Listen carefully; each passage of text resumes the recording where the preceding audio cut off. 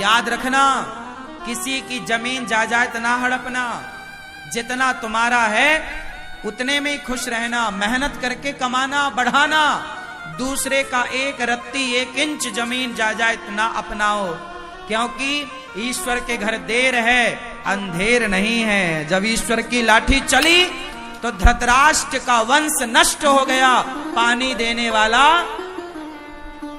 कोई नहीं बचा। ईश्वर थोड़ा God mills grind slow but sure, विश्वास रखिएगा। ईश्वर की लाठी धीरे चलती है, ईश्वर की चक्की धीरे धीरे गेहूं पीसेगी पर पीसेगी जरूर।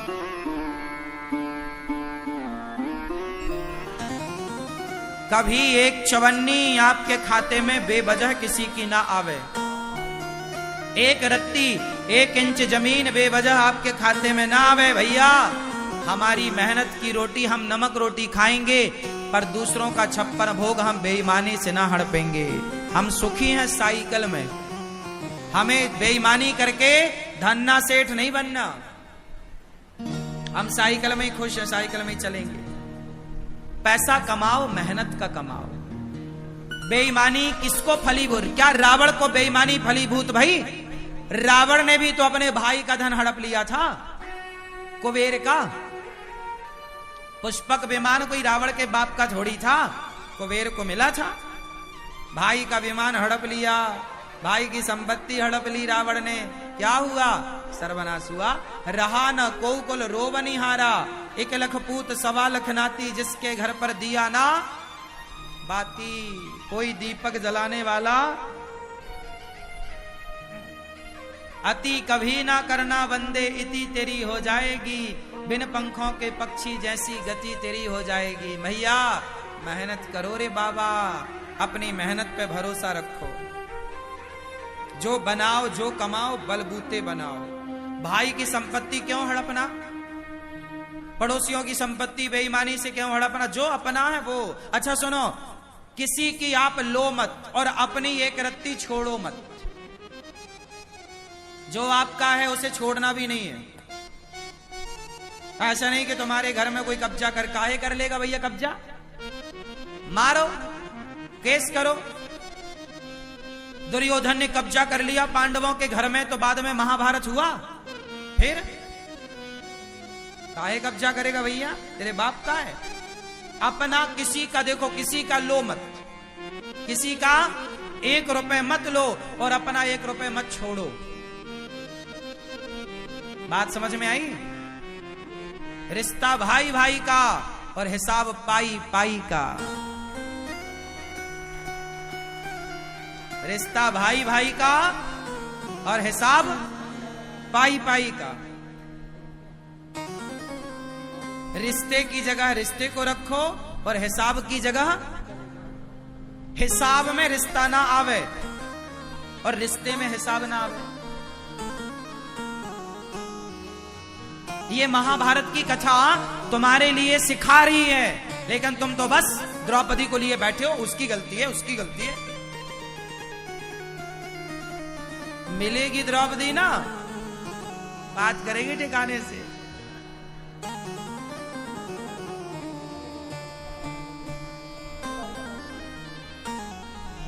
क्यों भैया? चश्मा वाले भैया सही है? किसकी गलती है? धृतराष्ट्र की है। बंटवारा क्यों नहीं किया? और सुनो, जितने बूढ़े यहां बैठे हैं, आप लोगों के लिए मतलब की बात बोल दूं। आप लोग जल्दी से अपने बच्चों का बंटवारा कर दो। यदि आप बंटवारा नहीं कर पाए और आप यदि तय हो गए, तो आपके बच्चे आपस में लड़के मर जाएंगे। आज भारत में जितना भी भाई भाइयों का झगड़ा है, वो केवल बाप की गलती के कारण है। मर गया, बंटवारा किया ही नहीं। अब बच्चे बोल रहे हैं ये मैं लूंगा, ये मैं लूंगा। इसलिए मरने के पहले बिल्कुल बंटवारा कर दो। बाद में लिख दो, ये वाला खेत तेरा, ये दुकान तेरी, ये घर तेरा। हाँ, लेकिन मेरे मरने के बाद तुम सब अपना अपना लेना। पर जीते जी साथ में रह सकते हो तो रहो, लेकिन कर दो। क्योंकि बंटवारा प्रकृति का, राम लक्ष्मण का बंटवारा हुआ। बंटवारा अटल सत्य है, करना ही पड़ेगा। यह प्रकृति का नियम है। आज नहीं कल, कल नहीं, जीते जी भाई दोनों भाई लड़कर के अलग हों, उससे अच्छा प्यार मोहब्बत से अलग हों, ताकि वो अलग होकर भी एक रह सकें। ऐसा भी बंटवारा क्या कि वो एक होकर के भी वो एक ना हो पाए। आज भाई भाई का दुश्मन बना है, देख लेना संसार में। भाई भाई के घर नहीं जाता, शादी हो रही है बड़े भैया की बेटी की, छोटा भाई नहीं जा रहा है, बड़े भाई ने बुलाया ही नहीं। छोटे भाई के बेटे का ब्याह है, बड़ा भैया नहीं जा, सारा संसार आ रहा है, सारे रसगुल्ले खा रहे हैं, पर सगा भाई नहीं आ रहा है। क्यों? क्या मुद्दा था? बंटवारा मुद्दा था। और क्या ये आग किसने लगाई? वो बाप जो मर गया, बंटवारा किया ही नहीं। धृतराष्ट्र ना बनना तुम लोग, सही बोल रहा हूं, कान खोल के सुनना। धृतराष्ट्र बनोगे, तुम्हारा आपस में परिवार लड़के मर जाएगा, और तुम्हारा परिवार आपस में लड़के मरा तो जिम्मेदार तुम हो। परिवार में यदि फूट पड़ती है तो जिम्मेदार बूढ़े होते हैं। तुम कहां थे जब तुम्हारे बच्चे आपस में लड़ रहे थे? तुम कहां थे जब तुम्हारे बच्चों में आपस में वो द्वेष पैदा हो रहा था, घृणा पैदा हो रही थी, नफरत? तुम क्यों नहीं आग बुझाए? यदि आग लग जाएगी घर में तो तुम जल्दी जाके बुझाते नहीं हो क्या? पानी डालते हो, कैसे भी करके बुझाते हो। ऐसा थोड़ी कि आग लगी तुम तमाशा, हाँ लगी आग जलने, ऐसा थोड़ी होता है। कहीं आग लगेगी आप तुरंत जाओगे बुझाओगे। ऐसे जब भाई भाई के बीच में आग लगी, क्यों नहीं बुझाया? क्यों नहीं बुझाई? क्यों धधकने दी आग? और आज रोते हो कि भाई भाई लड़ रहे हैं। मेरी बात मानो, भाइयों को प्यार से रहना चाहिए, लेकिन मैंने वही बात बोली, रिश्ता भाई भाई का और हिसाब पाई पाई का। जिस घर का हिसाब पाई पाई का होगा, उस घर के रिश्ते भाई भाई मिलजुल के रहेंगे, और जहां हिसाब पाई पाई का ना होगा, वहां भाई भाई कभी मिलजुल के रह ही नहीं सकते।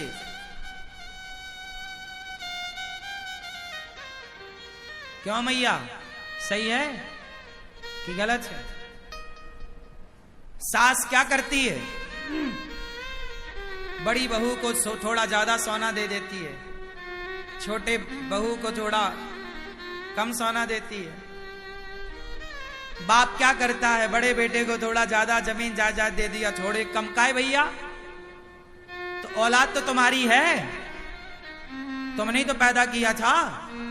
जब औलाद तुम्हारी पैदा तुमने किया, तो बंटवारे में फिर पक्षपात क्यों? बराबर क्यों नहीं?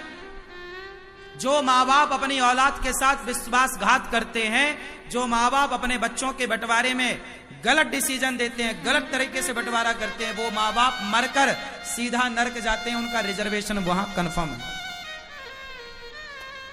तुम औलाद देखो, गलतियां केवल बच्चों की नहीं होती कि बच्चे ही सेवा, हाँ बच्चे सेवा करें माँ बाप की, बच्चे पलकों पे रखें माँ बाप को, ये बच्चों का धर्म है। लेकिन माँ बाप का भी तो कुछ धर्म होता होगा। माँ बाप का धर्म यह है कि तुम बच्चों के साथ कोई पक्षपात ना करो, कोई पक्षपात नहीं। बंटवारा है तो दो। पहले के राजा लोग भी ऐसे ही करते थे, अपने राज्य के दो टुकड़े करते थे, एक हिस्सा एक बेटे को, दूसरा हिस्सा दूसरे बेटे को। राजा, अब देखो राम जी ने, पिता चले गए ना, तो राम जी ने बंटवारा किया। भाई बाप मर जाएगा तो बड़े भाई पिता की तरह होता है। यदि बाप किसी का मर जाए तो बड़ा भाई बंटवारा करे, 1 रुपया ज्यादा ना रखे भाई का। बड़ा भाई बाप बन के बंटवारा राम जी ने किया। मथुरा का राजा शत्रुघ्न जी को बनाया, लखनऊ के राजा लक्ष्मण जी को बनाया। लखनऊ क्या है? लक्ष्मणपुर है। लखनऊ लक्ष्मणपुर, लक्ष्मण जी को लखनऊ का राजा बनाया। अयोध्या के राजा राम बने, भरत जी को भी राजा बनाया। वो गए नहीं, रहे साथ में, लेकिन सत्ता तो राम ने दे दी।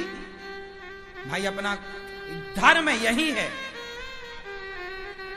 यही धर्म है। हिसाब पाई पाई का और रिश्ता भाई भाई का। पांडवों का सही सही बंटवारा होता तो यह महाभारत की स्थिति।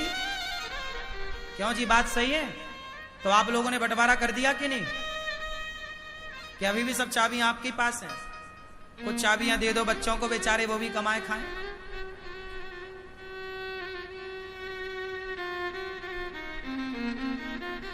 बच्चे कैसे हों?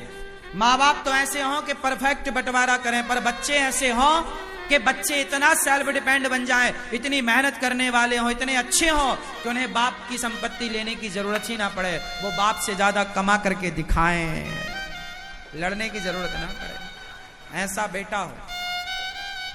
आपको बाप के टुकड़ों पे क्यों पलना है? आप मेहनत करके कमाओ। आप अपने बाप से भी ज्यादा कमा सकते हैं, आप में काबिलियत है तो, और नहीं है तो बाप जितना देगा वो भी तुम बेच के नाश कर दोगे। तो महाभारत का मूल कारण क्या है? बंटवारा ना होना। दूसरा कारण, महाभारत क्यों हुआ? भीष्म पितामह सबसे बलवान थे। जब द्रौपदी की साड़ी खिंच रही थी, जब पांडवों के साथ अधर्म हो रहा था, द्रौपदी के साथ अधर्म हो रहा था, जुआ में छल हो रहा था, तब पितामह भीष्म चुप क्यों थे? बच्चे गलत कर रहे हैं और घर का बूढ़ा चुपचाप तमाशा देख रहा है, तो महाभारत जरूर होगा। इसलिए बूढ़ों को धर्म के साथ खड़ा होना चाहिए। पितामह चुप क्यों थे? ये सवाल आज भी पितामह से पूछा जाता है। पितामह, जब द्रौपदी की साड़ी खिंच रही थी, आप चुप क्यों थे? क्यों नहीं दो थप्पड़ जमाया, तलवार निकाल के काट देते? एक दुशासन को काट देते तो 99 कटने से बच जाते। एक को काट देते तो 99 बच जाते। एक को नहीं काटा तो 99 और कट गए।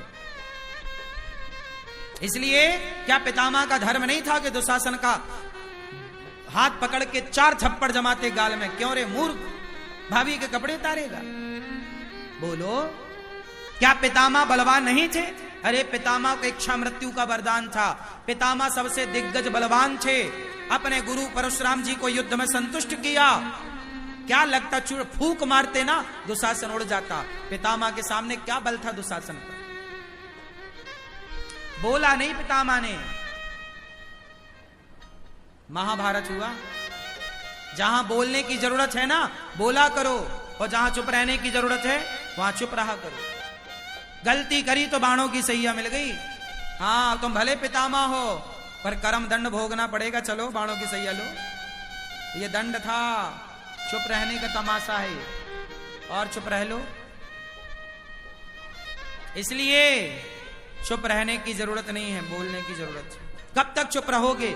भारत का हिंदू चुपचाप बैठा है, इसलिए भारत के गांव गांव गांव के गांव आज हिंदुओं के कन्वर्ट हो गए, और कोई मुस्लिम धर्म अपना रहा है, कोई क्रिश्चियन बनता जा रहा है। पूरा भारत परिवर्तन धर्म परिवर्तन की आग में झुलस रहा है, और सारा हिंदू समाज चुपचाप भीष्म पितामह की तरह तमाशा देखने बैठा है।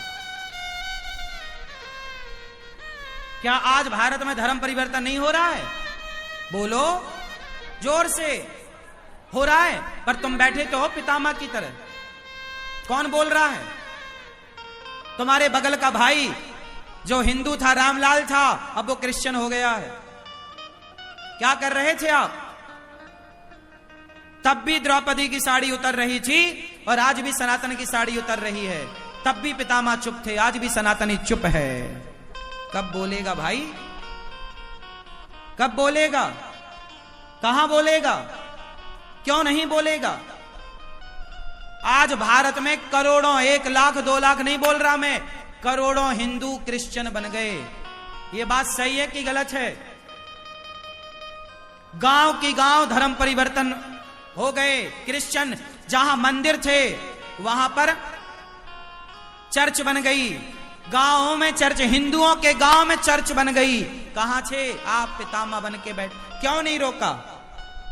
क्यों नहीं ये सरकारें बात करती इस बात पर? क्यों नहीं सरकारें एक्शन लेती? क्यों सरकार भी पितामह बन के बैठी है? चुपचाप बैठोगे, महाभारत होगा।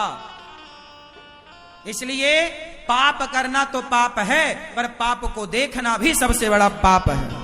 पितामह ने द्रौपदी की साड़ी उतरते देखा, ये पाप था। तुम्हारे सामने कोई लड़की के कपड़े उतारे जा रहे हो, उसका अपमान किया जा रहा हो, या तो तुम उसकी रक्षा करो या देखो मत। तुम देख रहे हो मतलब पाप कर रहे हो।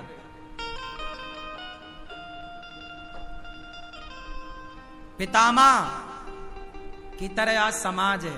तब भी पितामह चुप थे, आज का भी पितामह चुप है।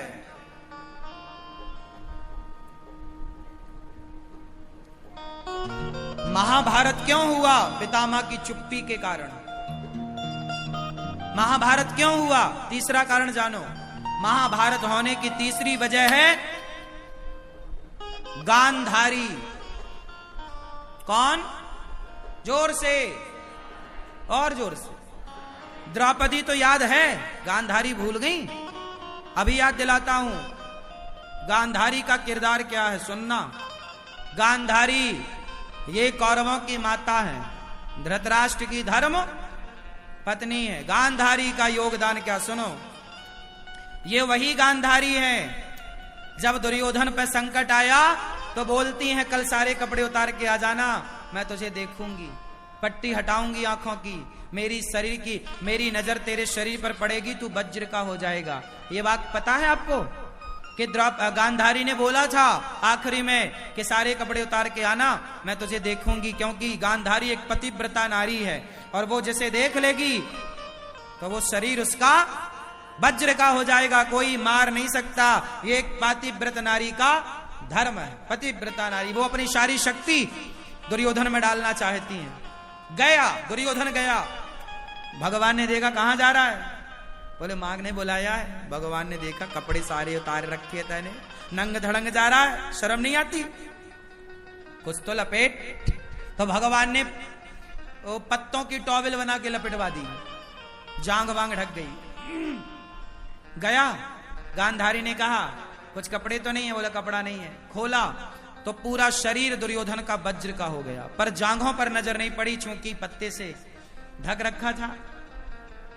तो गांधारी ने कहा कि ये तूने, मैंने बोला था ना तू सारे कपड़े उतार के आना, ये टॉवेल क्यों लपेट रखा था? अरे बोले कन्हैया, बोले गांधारी बोले कन्हैया नहीं चाहता। श्राप दे दिया कन्हैया को कि जैसे मेरी आंखों के सामने मेरा वंश समाप्त हुआ है कन्हैया, जैसे मेरे बच्चे आपस में लड़कर मर गए, तेरा वंश भी आपस में लड़के मर जाएगा। तो भगवान श्री कृष्ण के 56 करोड़ यदुवंशी जो आपस में लड़के मरे, वो गांधारी माता का श्राप था। अब बात क्या थी, वो मुद्दे की बात सुनो। अब मैं आपसे एक सवाल करूं। गांधारी माता ने आंखों की पट्टी हटाई किसके लिए?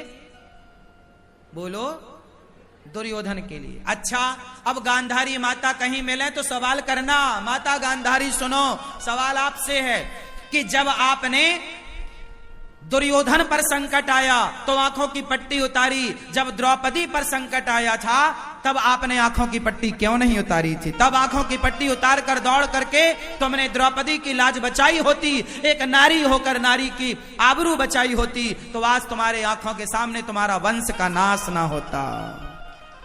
कहां थी गांधारी जब द्रौपदी की लाज लुट रही थी? क्यों नहीं डांटा? और क्या गांधारी को पता नहीं था कि दुर्योधन ने द्रौपदी के कपड़े उतरवाए हैं? उस नालायक को ये अमर बनाना चाहती हैं अपने तपोबल से। उस नालायक को आज एक द्रौपदी की साड़ी उतरवाई है। यदि ये नालायक अमर हो गया दुर्योधन, तो ना जाने कितनों की साड़ियां उतरवाएगा। जब ये सगी भाभी को नहीं छोड़ रहा है तो समाज में किस बहन बेटी को छोड़ता है? ऐसों के लिए तुम पट्टी हटा रही हो, ऐसों के लिए तुम भगवान कृष्ण को श्राप दे रही हो। वाह गांधारी माता, अच्छा न्याय कर लेती हो। जैसा तुम्हारा पति न्याय करता है, जैसा तुम्हारा बेटा न्याय करता, ये माँ बेटे कोई बहुत अंतर नहीं है ना में। ये बहुत अच्छा न्याय कर रही है। देखो बचा कैसे रही हैं गलत को। क्या द्रौपदी को नहीं बचाना चाहिए था? बोलो मेरी मां, बोलो। तुम्हारा बेटा बिगड़ेगा ना तो सवाल तुमसे पूछा जाएगा। तुम मां हो ना, क्या संस्कार दिया तुमने? कैसी मां हो? पैदा करके छोड़ दिया? ऐसे पैदा करके तो सुअर भी छोड़ देता है। तुम मां हो ना, तो माता का धर्म काहे नहीं निभाया? क्या गांधारी का बेटा नालायक निकल गया दुर्योधन, तो क्या गांधारी मां की जिम्मेदारी नहीं है? क्या इसका सवाल गांधारी से नहीं पूछा जाएगा कि कैसे संस्कार दिए तुमने कि तुम्हारा बेटा भरी सभा में किसी के कपड़े उतार रहा है? क्या ये सवाल गांधारी से नहीं पूछा जाएगा? लेकिन आप लोग गांधारी से सवाल ना पूछकर द्रौपदी को गलत ठहराने में लगे हुए। आज तक 5,500 साल बाद भी आप द्रौपदी को ही गलत कह रहे हैं। आप गांधारी से सवाल नहीं करते। आप धृतराष्ट्र से सवाल नहीं करते, आप पितामह भीष्म से सवाल नहीं करते, आप दानवीर कर्ण से सवाल क्यों नहीं करते? कर्ण, भरी सभा में कर्ण बैठे थे। कर्ण तो धर्मज्ञ हैं, दानी हैं, समझदार हैं। दुर्योधन तो चलो नालायक है, पर कर्ण तो अच्छे हैं। क्या कर्ण को नहीं बोलना चाहिए, मित्र मैं तेरा दोस्त हूं यार, पर तू ये जो कर रहा है ना, भरी सभा में कपड़े उतार रही, गलत है। आपका दोस्त कौन होता है? दोस्त का मतलब ये नहीं कि मेरा दोस्त गलत करे तो मैं भी उसका साथ दूं। अरे दोस्त का मतलब ये है कि यदि मैं गलत करूं तो मेरा दोस्त मुझे रोके, भाई ये गलत है। क्यों? दोस्त का मतलब क्या है? कि गलत में साथ दे वो दोस्त, या गलत करने से रोके वो दोस्त? बोलो। साथ दे, रोके। भाई तुम्हारा दोस्त किसी महिला के कपड़े उतार रहा है तो तुम भी उतारने लगोगे कि अरे रोक भाई, ये गलत है यार, तू मेरा दोस्त है, मैं तेरा भला चाहता हूं, ये गलत है, तू गलत कर, रोक। यदि तुम्हारा दोस्त गलत है तो उसके गाल में 2 थप्पड़ जमाने का क्या दोस्त को अधिकार नहीं है? क्यों नहीं जमाया दुशासन के गालों में थप्पड़? दानवीर कर्ण तो बड़े थे ना, पांडवों से भी बड़े थे ना उम्र में, समझदार भी थे, योग्य भी थे, क्यों नहीं रोका? क्यों नहीं रोका? दानवीर कर्ण ने नहीं रोका, तमाशा देखते रहे और बोला, द्रौपदी तेरे 5 पति हैं, छठा मुझे बना ले, क्या बिगड़ जाएगा तेरा? जैसे 5 वैसे ही 6। ये बात कर्ण ने बोली थी। अब बताओ, उन दोस्तों की गलती है, इसलिए दोस्त सबको ना बनाओ। दोस्त ऐसा हो जो मेरी गलती पर मुझे मुख में डांट सके, यार गलत है। ऐसा दोस्त ना हो कि मैं गलती करूं और वो मेरा साथ दे, यार मैं तू मेरा दोस्त मैं साथ दूंगा, नहीं, ऐसा दोस्त नहीं चाहिए मुझे जो मेरा गलत में मेरा साथ दे। ऐसा दोस्त बनाओ जो आपकी गलती करने में आपके सामने आकर खड़ा हो जाए, दोस्त ये काम गलत है, हाथ पकड़ ले आपको गलत काम करने से, रोके, ढाल बन के खड़ा हो जाए आपके सामने, मैं तुझे गलत नहीं करने दूंगा। तू दोस्ती करना चाहे कर, आज मेरी दुश्मनी कर ले तू, लेकिन मैं तुझे गलत नहीं करने दूंगा। ये दोस्त होता है। हर रोज इसी तरह का वीडियो देखने के लिए आप लोग हमारे इस YouTube चैनल को सब्सक्राइब कर लें दोस्तों।